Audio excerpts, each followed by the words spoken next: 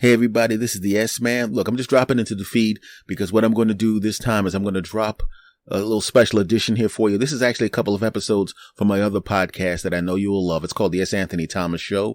It's popular, just like this is popular, but sometimes you have audience for one that didn't hear the other one and some audience from the other one that didn't hear this one. So here's some good stuff for you to listen to. You will love it. Trust me. Okay? Cool. Check it out. Hey everybody, how are you doing? I am back. You are back. This is the S. Anthony Thomas Show, episode number 151. Let's just get right into it. You know, I'm not a parent, but I'm an uncle. And I'll be honest with you, I'm a pretty damn good uncle. Everybody will tell you that. I have lots of nieces and nephews. And I'll tell you this, my friend. There's something weird about the title uncle. Now, when you're family, it's cool, because I had some cool uncles, and I am, of course, a cool uncle. But in the real world, people latch onto that term a little bit too much. It's overused. Like when people call everybody a genius, and you start going, you know, he's just kind of good at something, or she's just kind of good at something. Let's kind of hold off onto the genius thing until they're actually doing something that other people just can't do. If there's 55 people that can do it as well as you, you're not a genius, okay? Calm down. And it's the same thing with uncle. Stop calling everybody uncle. I have nieces and nephews, and if you're not one of them, don't be calling me uncle. When I was a kid, it was kind of weird when you would see like a lady who was divorced, or the husband died, or the husband just ran off, or some crap like that. And she'd have a guy that would come over, right? And she expected the kids to call that guy uncle. Uncle Frank, right? But the kid has a concept of uncle. Because you have siblings. He actually has actual uncles. Your 3 brothers. So he calls them uncle. And now he's got to call this guy uncle. The guy that shows up 3 days a week. Right? Hands you some punk toy he got from the gas station as a kid. Right? And then all of a sudden y'all go into the back room and you turn on some loud music for an hour. And then he walks out putting with his belt buckle open, and you're smiling. And I'm supposed to call him uncle. That ain't an uncle.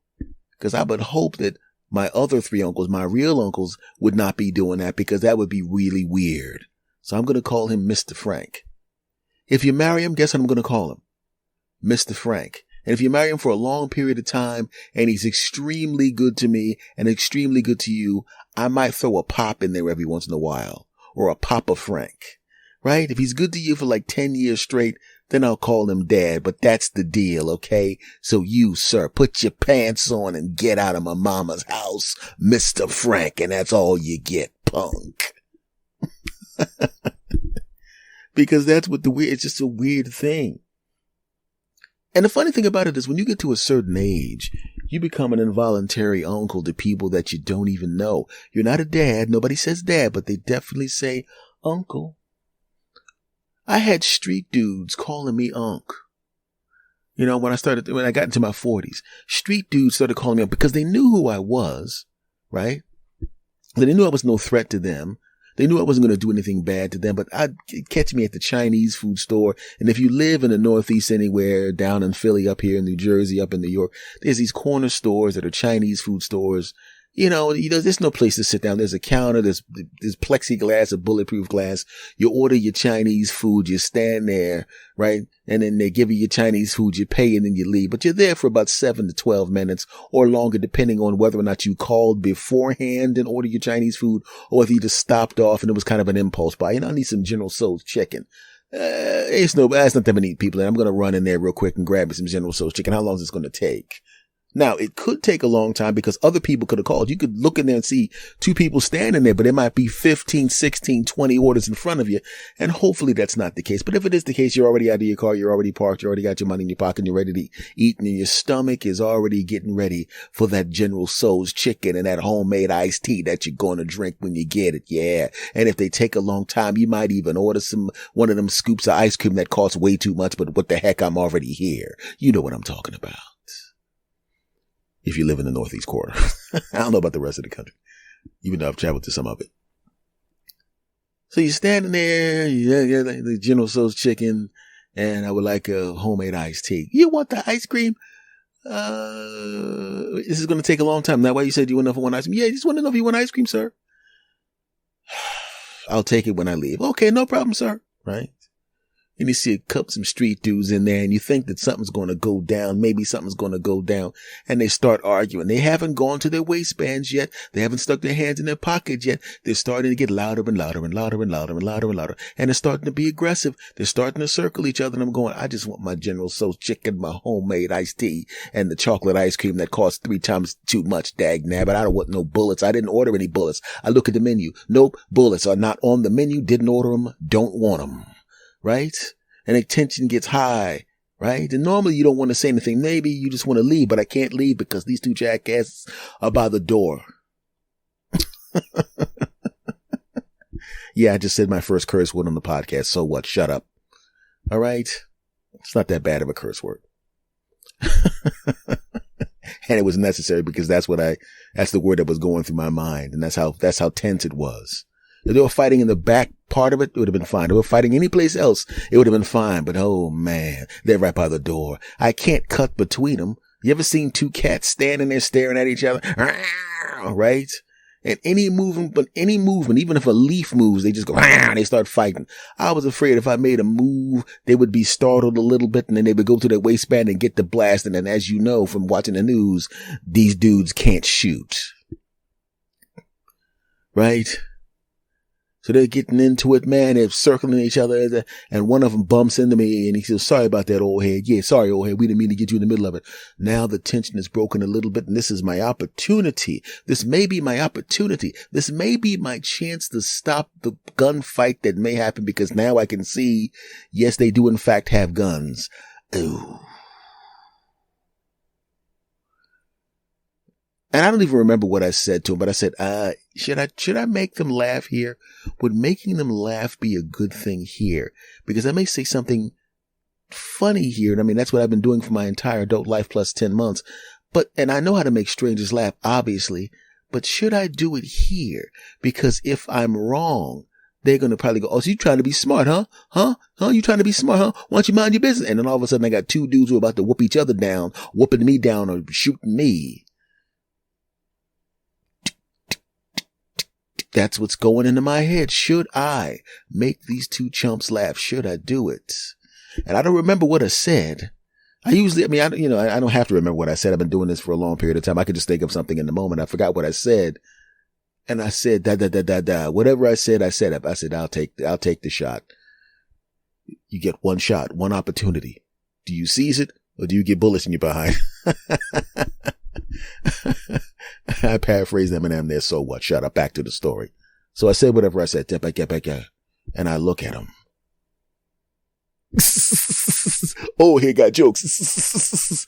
Yeah, man. You funny. They start laughing and they fall into they dap each other up over what I said to them. And then they realized they just dapped each other. They realized they were still mad, but I had already broken the tension. I'm like, okay, all I got to do is as soon as I get my General Tso's chicken, I just want to get my General Tso's. If I get my General Tso's chicken, I just want my General Tso's chicken. I want my homemade iced tea and I want my way too expensive chocolate ice cream. Okay, so your General Tso's chicken is ready and here's your homemade iced tea, but we don't have chocolate. Oh man. I turn around and you don't have chocolate. No, we don't have chocolate. We don't have chocolate. But we have, let's see what we have back here. We have vanilla with the chocolate in it. It has chocolate syrup in it. And we have cookies and cream. And we have strawberry. And we have, do you want the one with, I said, give me the one, the vanilla with the chocolate syrup in it. Yeah, that'll be enough, And in the back of my mind, I'm going, I already know this is going to be like $87 for this crap. I'm just talking about the ice cream because the General Tso's chicken, it's expensive, but it's in line with what I expected to pay. Same thing with the homemade iced tea. It's in line with what I expected to pay. But when you take the ice cream and you factor the amount they charge for the ice cream for just a cup of ice cream, like one of those little 8-ounce cups of ice cream, if you extrapolate that to a gallon of ice cream, the gallon of ice cream would cost, I think, $15,000. Right? So I'm like, man, I just want to go home, man. You escape death right here, right? So I get my General Tso's ice cream. I walk up and in the bag, I see the General Tso's ice cream, a whole bunch of duck sauce, soy sauce, all the stuff that I normally have to walk back from the car back into the place to make him put in the bag. But he remembered and I was like, it's kind of weird that he remembered to put it in the bag. What the? Oh man, there's a homemade iced tea in there. This one's actually dark. This is not one of the watered down ones that sometimes they give to people when they don't think they're paying attention, because they try to save some money. I get it, right? So I get a full homemade iced tea. It's not watered down. I get this General Tso's chicken. It's a little heavier than normal. It's a little heavier. What the hell?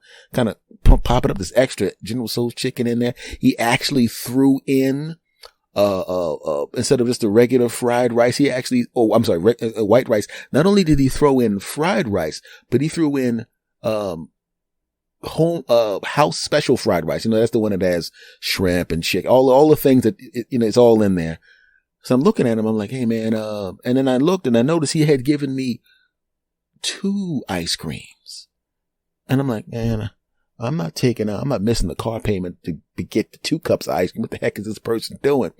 And I grabbed and I said, you gave me the wrong food. This thing goes, no, I gave you some more food because I saw what you did there. They were going to fight in the store and you got them. Look at them. They're not fighting anymore. If you had not been here, they would have fought, and you really saved us a lot of trouble. So I just wanted to thank you. I said, oh, okay, cool. Thanks a lot. Right. And I took the bag. I said, you sure? He goes, yes. Says, I said, okay, cool.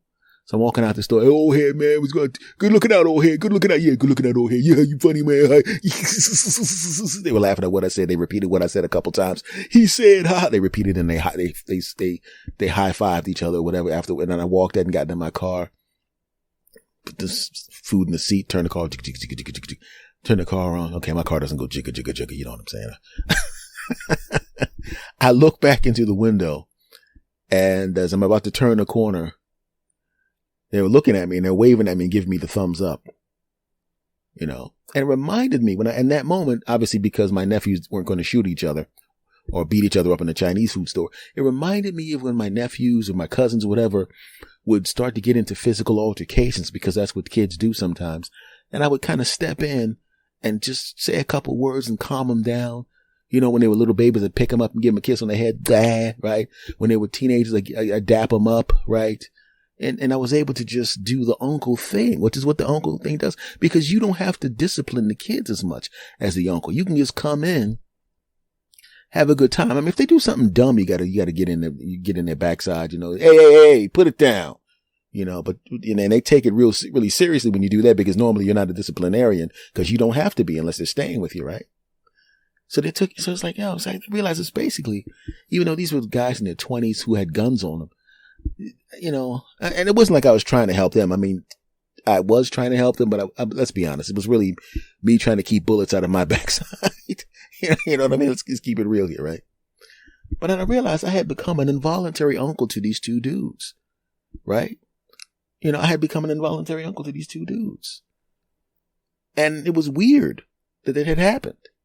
It happens sometimes. I remember, this is such a weird thing. And because sometimes you wind up solving a couple's argument because they look at you, sir, maybe you can solve this for us. And I'm like, oh my God, I don't even know these people. And they have and they're young. They're a young couple. They're like 21, 22 years old, a few years younger than the 2 idiots that were going to shoot each other. And they ask you a question, and it's a really simple question. And I forgot, it's nothing. It's a problem that really isn't. If you're an older person, it's the kind of thing that you would completely overlook. I've been in relationships in my 20s and 30s, and the thing that they were sitting there fussing about was the kind of thing that I and the lady that I would be in a relationship with, who were, and definitely now at 54, I wouldn't even have noticed the stuff that they were complaining about, because it's like, who cares, right? You ever see guys in their 40s, 50s, and 60s and up, even when their bodies, even if they're an old guy whose body looks like crap, they don't give a crap. They walk out on the front lawn, right? Strike a match on their breast. Yeah, that's right. They don't give a crap, right? Open up a beer bottle and they don't give a crap. Hey, you don't care what you do. I ain't shaving the hair off my nipples. It's just, I'm 67 years old. That's what happened. Shut up. Right? And I look forward to being that guy. Well, of course, I'm going to be in good shape by then, but you know what I'm saying, right? So they ask you the questions. You solve the problem for you. It's effortless and it's not a big deal. You feel proud of yourself, man. They're looking happy. I kept the guys from shooting each other in the Chinese food store a couple of weeks ago. Today, Ironically, in the same Chinese food store, didn't get any free stuff this time, but solved that problem. And there was a guy. Oh my goodness, this is definitely a lockdown inadvertent uncle thing. And the guy was close to my age. He's complaining. I'm in the supermarket. He's complaining about his girlfriend. And I had exactly the same problem with the girlfriend. And I told him what I did, which had actually worked successfully. And I'm thinking I'm never going to see this guy again. And I'm pretty sure that his problem is going to be solved the same way I solved my problem. And I told him what I did. And he goes, oh, okay, I'm going to try that, man. I'm going to try that. Right? And I go, okay, cool. I'm pretty sure he's going to be successful. I go back to the supermarket. And I used to go to the supermarket at the same time. And if you notice, if you do anything at the same time, if you catch a bus at the same time, catch a train at the same time, you work in an office, you catch an elevator at the same time, if you go for a run at the same time, if you do anything at the same time, every time or most of the times, you'll notice that the people that are falling onto that schedule kind of become like a family to you. Right? After a while, you start to know about everybody's kids' names. You know about their last names, all this kind of stuff, little bits of information, and you start to build a relationship with you. Essentially what happens is you haven't going upstairs to my office in an elevator family. You see the same 7 people who get on the elevator at the same time. If you have to catch a bus or a train to work, you have your train car family. You usually stand in the same place when you catch a train. Everybody's people of creatures of habit, which means most likely the people standing next to you at that section of the train area are the same people that are standing there, and they see you and they stand closer to you because they're used to you, and they don't identify you as somebody who's going to mug them on the train. So of course they stand around you, and you have your train family. Right? You have your going for a run family. You have your coming outside to sweep the front of the house family. You have your I'm washing my car on a Sunday family. That's what happens. And he became part of my going to the supermarket to get food in the middle of the week family. Right? You do your big shopping. And if you're like anybody else, sometimes during the middle of the week, you do a little light shopping. You grab a little bit of this and a little bit of that. And I ran into him and he comes up to me, hey man, that thing that you said, man, it worked, man. It worked, man. I'm like, great, glad to hear it. And I'm thinking that's the end of it. Little did I know he did everything except come out with an 8x12 legal binder with other problems in his life. Okay, sir, here's some other stuff that's wrong. This is happening with my mom and dad and this, that, and I'm going, okay. Come on, Unc. He called me Unc. He called me Unc. He's about 4 years younger than me, and he called me Unc. Okay, the odds of me running into him again, because I'm going to change when I go to the supermarket. I mean, I don't normally do that. I don't normally change my behavior, but I just don't feel like having this guy. He's literally followed me around the supermarket, asking me questions about things in his life. I don't know his name at this point, and he's calling me Unc. People are looking at us and they think I'm actually his uncle because, he's calling me Unc. Please stop calling me Unc, sir, please. I give him some more advice, right? And I cut, this is embarrassing. This is embarrassing, but I did it. I got in line because he seemed to be doing more shopping than me. I grabbed half of the stuff I wanted. I get in line. I buy the stuff. I go, okay, man, take care. Okay, Unc. I get in my car, and I bought stuff that wasn't perishable. Got in my car, kind of squatted down. 4 minutes later, he comes out. He gets in the car 2 cars away. He doesn't know my car look at this point, thank goodness. He drives off. What do? Get back out the car, go back in and finish shopping and realize, okay, he comes this time of day. I'm flexible. I can come at a different time of day. No big deal. So I come about 2 hours early, 3 hours earlier than I normally would because I just move my schedule around. Not a big deal. I go to the supermarket. His punk behind is in there again. He's now with his girlfriend. He sees me and I'm going, well, since he's with his girlfriend, he's probably going to add, here they come now. You're the guy that told him to do the floopy floop? Yeah. Thank you, because that was a really good idea because, they give you off. Oh, that's great. Now they're both hugging me. Okay, great. This hug is lasting a long time. This hug is now becoming uncomfortable. This hug is becoming uncomfortable. He stopped the hug. She's still hugging. Okay. This is uncomfortable. I normally, okay, she's she's doing the shake hug now and her breasts are rubbing against my chest. I'm really starting to enjoy this. I really need her to let go. Okay, that's fantastic. Okay. All right. Okay, fantastic. All right. So I walk away and they're following me. And we were wondering, and now they both have out lists now. I'm speaking metaphorically when I say list. He didn't actually have a list and she didn't actually have a list and he didn't actually have a list the first time. You knew I was speaking metaphorically, right? Of course you did. Back to the story. Story's almost over. And, they're literally, it's almost like they kind of sensed that I was going to start going to another supermarket. Because I can't escape these two. And, which of course I did. And, so it was almost like they almost intrinsically knew, psychically knew, spiritually knew they were never going to see me again. So they rattled off all the crap that was going wrong and I'm rattling off answers. I'm not Dr. Phil. I have no training. I have just done a lot of things in life and fixed a lot of problems of my own and they had similar problems for some reason. I gave them the solutions that I used and then I did the same thing again. Bought half of the stuff I wanted to buy, got into the car, scrunched down, let them go buy, get back into the store and buy some stuff. 6 months goes by. 6 months. 6 months later, I run into him at another supermarket that I'm going to. Hey, man, I've not seen you in a while. And I'm going, hey, what's going on? He walks up to me. Hey, Unc. Hey, man. Yeah, I'm glad I've seen you, man. I'm moving out of town, man. I'm like, oh, really? Really? Oh, that's too bad. That's what I said. That's not what I thought. We are married now and everything's great. Thank you, man. And he does the uncomfortable hug and there he is. She comes in, he does the uncomfortable hug again. This hug actually lasted way longer than the last one. Okay. Now I'm feeling even more guilty because she's doing the shake hug thing with the breast on my chest and I'm enjoying it too much. I'm like, this is uncomfortable. I should not be enjoying this. She's kind of cute. So yeah. Okay. Let go now.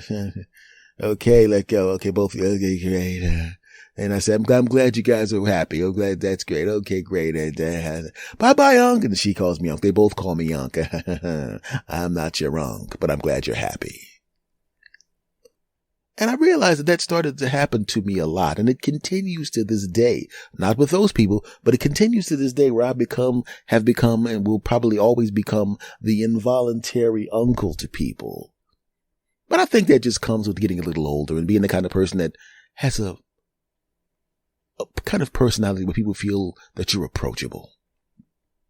So now what I do is I walk around swinging a sword as I go around places. It gets me arrested a lot, but people don't ask me for advice. I do not walk around swinging a sword. Okay,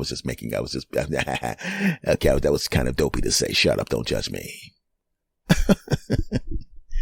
But I realized, even though I was gracious to them, that as it is now, this was me. This was maybe 10 years ago or something. 54. Now it's in my early 40s. Oh God, it was more than 15 years ago. But the thing is like, I'm a lot more, I'm always gracious on the outside, but I'm not more internally gracious now. I don't mind it as much now. You know what I mean? As you get older, you don't mind it as much now. And, if you get an opportunity to be the involuntary uncle to somebody, just do it, man. Feels good to help people, doesn't it? Of course it does. It feels good. You know what else feels good?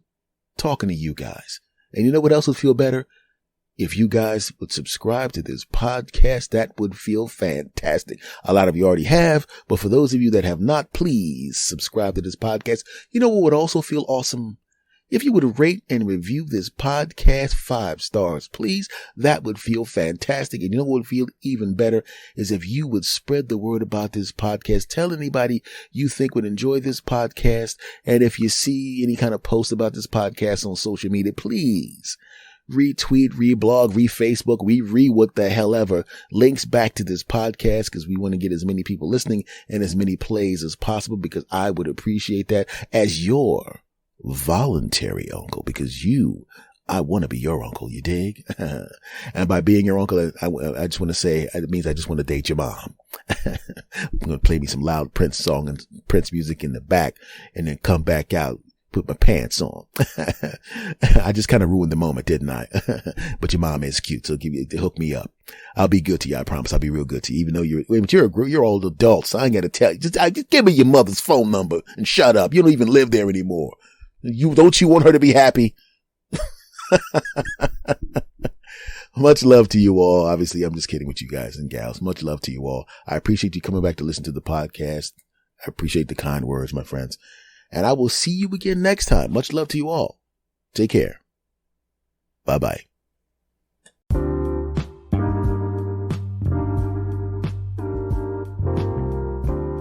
All right, everybody. This is S. Anthony Thomas. This is the S. Anthony Thomas Show. And you know what I'm going to talk to you about this week? Fixbrakers. That's a term I use for a certain type of person that comes into your house that you wish didn't come into your house. I'm going to explain during the body of the show. I want to say thank you for listening. I want to say thank you for coming back. And are you ready to hear the show? Cool. Let's do it.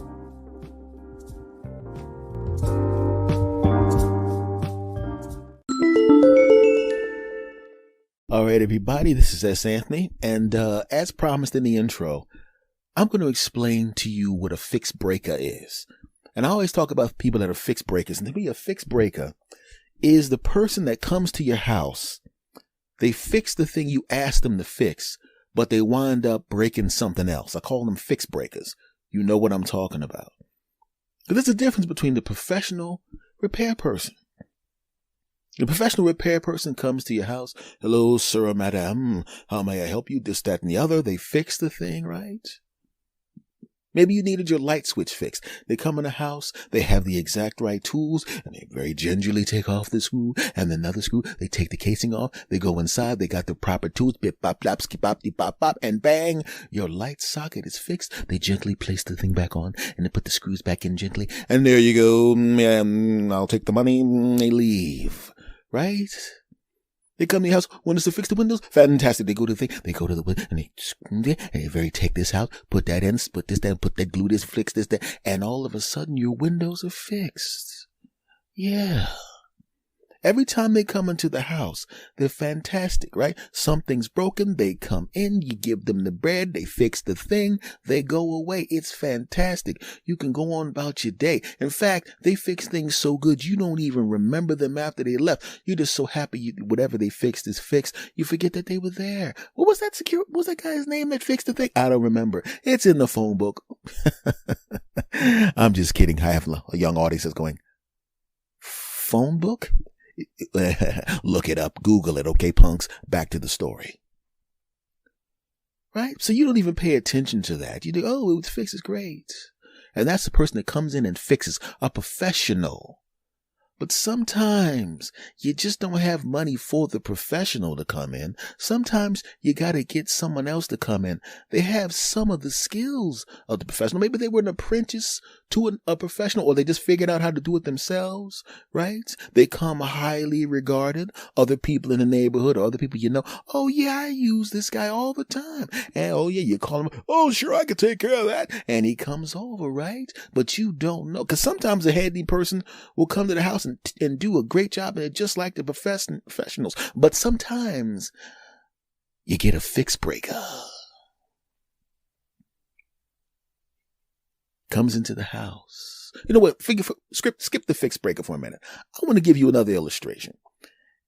I think repair people are kind of like cat burglars in a way, like the ones that are good, when they do home repairs, because if you didn't know they were there, you wouldn't know they were there, because they don't leave any dust, dirt, scrapes, none of that. Now back to the fixbrakuh. Who does leave that stuff? Comes into the house, right? Always got to engage you in some dumbass story that you really don't want to hear in the first place. I don't want to hear this story, and a lot of times they can't actually work and talk at the same time. Let me get this screw here, put the double thing, and let me tape this down so there's no electrocution. Let me tell you a long story. It's way too personal that I shouldn't even be telling you this. It's going to make you uncomfortable. It's actually going to take this 17-minute repair and make it a 45-minute repair as I recount my entire life history. Stuff that I probably shouldn't have said that, but I already did. It's too late. Okay, I'm not going to go back to working. And another thing, let me tell you about my children. In fact, hold on. I'm going to run to the car, get my phone, and then scroll through many pictures of my children when, quite frankly, had I just come and done the job and left, I would have been halfway to my next repair job. But here's a picture of my ugly children and my wife that's too good for me. That, as you can see, as I go through the pictures progressively, you can see the look of despair on her face. I probably only got about 7 or 8 more scrolls left, future scrolls left before she drops me and takes the kids. I probably shouldn't cry at repair jobs. You know what I'm talking about, people. Right? So you go, okay, and you're smart enough. You realize the more you're there watching him because you want to see what he's doing and keep an eye on him, but you can't take the dumb conversation anymore. You can't take it. It's too much. You can't take it. You can't take it. So you go, I'm going to go and I've got some phone calls. You'll make an excuse. I've got to go to the bathroom. I've got some phone calls, something where you can get away from him so we can get back to work. You go upstairs and you stand in the bathroom for 10 minutes. You're listening to him. You're hoping you can hear his tool belt being rustled, meaning he's about to leave, right? You come out of the bathroom. He starts yelling up the steps to tell you, well, I got to make a phone call that's going to take the exact length of time for you to finish that job and get the hell out. Right? You go upstairs, you pretend you're having a phone call. You got to unplug the phone because you don't want somebody to call while you're pretending to talk on the phone so he knows you're lying. So you give, and another thing, Bill, are you sure you want to keep talking, Bill? I'm almost done. Oh, so we're almost wrapping up, Bill? Oh man, it's amazing how this fake conversation is going to correspond to the exact amount of time it takes this moron to finish this job he should have finished an hour ago. I'm done. Okay, Bill, I'm going to let you go. You come downstairs, light switch is fixed or whatever he's fixing. Fantastic. You shake his hand, you hand him the money. He walks out the house. You're going, man, this was great. When those professionals came in, maybe those guys were overcharging me. They seem nice, but maybe they were overcharging me because I paid this guy 1/4 of what I paid them to do some work. And you know what? I'm going to put his phone number in my phone. I had it on the car and I'm going to call him. He's going to do all my repair work. That was the first work he did in your house. He was still on good behavior. See, the Fixbrakuh doesn't F up your stuff in your house the first time. Oh, no, they don't mess it up the first time. It'll happen on the 3rd or 4th time, right? It's like they always say, when you go out on a date, on the 3rd date, you're going to, you and her are going to, well, it's like that on the 3rd repair with the Fixbrakuh. That's when he decides that you're friends. And because you're friends, he can cut corners a little bit, go a little fast. Oh, that'll be all right. Don't worry about it. That smoke's going to stop in an hour. You know what I'm talking about, right? And that's when the Fixbrakuh reveals himself to be the evil person he is. Oh, yeah. In an effort to get out of there really, really quickly, he decides he's going to work a little faster than he should. Oh yeah, right? And instead of using the tools the right way, he tries to balance a heavy tool under his arm instead of just because he's lazy. He just want to. We'll be back right after this short break. And now, back to the show. Bend down. I don't have to bend down to pick that up. I'm going to balance this heavy, sharp tool under my arm on top of this really brand new, refinished wooden floor. Boom. What was that? Oh, nothing. I was just trying to move something. Oh, okay. You all right down there? Yeah, I'm good. He's not good. He now sees the big dent in your brand new wooden floor. Oh no.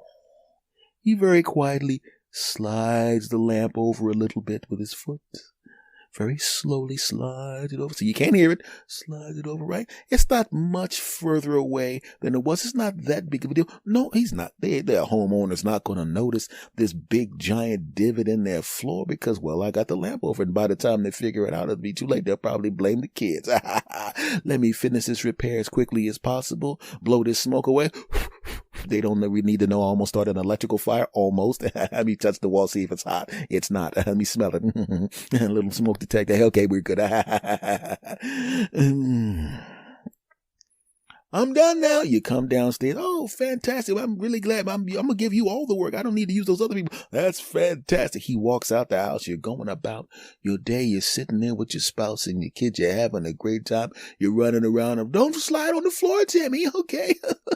I don't want you to hurt yourself. And little Timmy slides and hits the lamp and then moves over just a little bit. See, Timmy, you hit the lamp. See, that lamp could have fallen on you and they get back. What is this? You call your spouse over. You both look at it. What is this? I don't know. We just got this floor done. I'm going to call those floor people. No. This doesn't look like a manufacturing problem, because remember, when they walked out, we inspected this entire floor. Wait a minute. How did he slide into this lamp? Timmy slides on this floor all the time, and he never hits that lamp. Wait a minute. The lamp's a little further from the wall. Hold it a second. When that repair guy was here, and I was upstairs, I heard a loud smacking, and he was working up. Oh my God. He dropped a tool on this floor, broke the wooden floor, and slid a lamp on top of it. Oh my God. And then the husband calls him over again. Hey, why don't you come on over? Yeah, I'm not going to beat your ass or anything like that. No, not going to do that at all. Not going to punch you, smack you around or anything. Definitely not going to shake you down for the money that's going to cost. It's going to cost about $500 to fix this floor. I'm definitely not going to wait until you come over and confiscate $500 worth of your equipment until you find the money. I'm definitely not going to do that. I'm definitely not going to call everyone I know and tell them that you're not a handyman, you're a fixbrakuh, and they're going to get all up in your booty. I'm definitely not going to do that, punk. I know that was a weird story, but I've been there before. I've had fixbrakuhs come to my house when I lived in Los Angeles.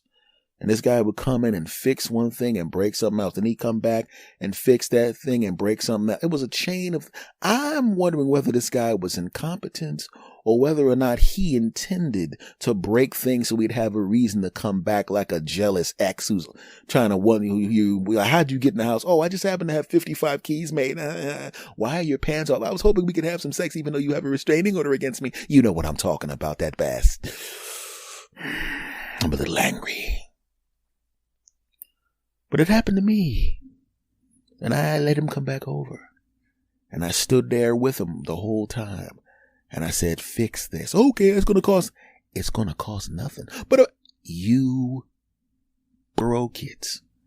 I know you broke it. You know you broke it. And if you fix this and don't break anything else, we're not going to have a problem. If you don't fix this, we're going to have a problem.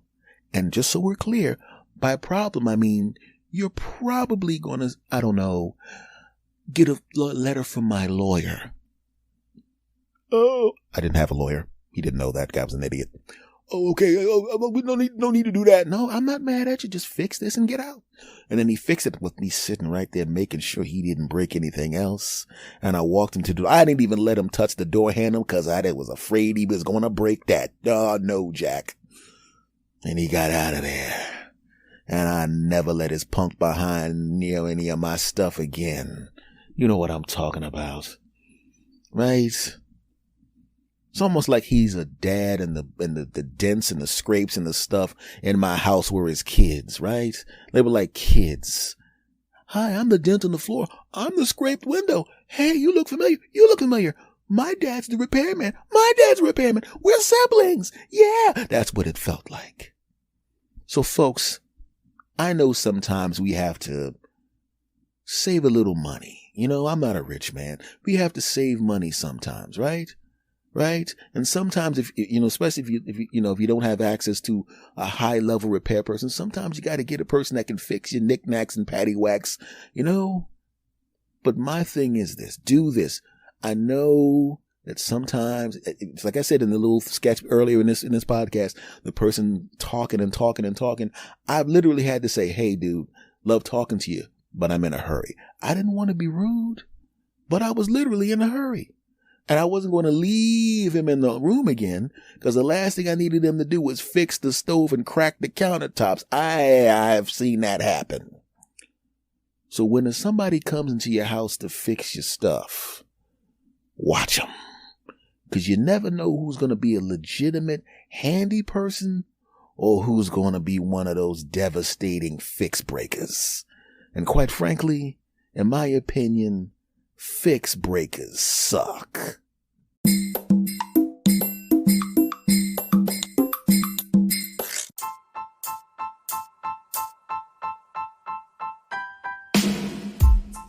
All right, everybody. Thank you very much for stopping back. It was great talking to you. We have fun as always. Thanks for the love you've been showing, my friends. I really appreciate it. And I will talk to you again next time. Take care.